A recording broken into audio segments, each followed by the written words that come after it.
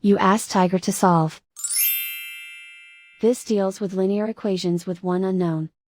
The final result is v equals 5/2.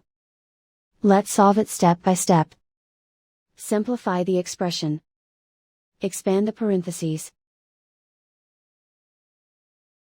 Group like terms. Simplify the arithmetic. Expand the parentheses. Group like terms. Simplify the arithmetic. Group all constants on the right side of the equation. Add 15 to both sides.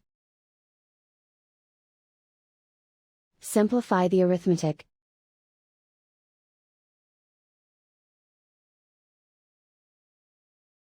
Isolate the v.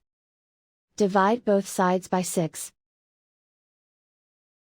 Simplify the fraction. Find the greatest common factor of the numerator and denominator. Factor out and cancel the greatest common factor. And so the final result is v equals 5/2.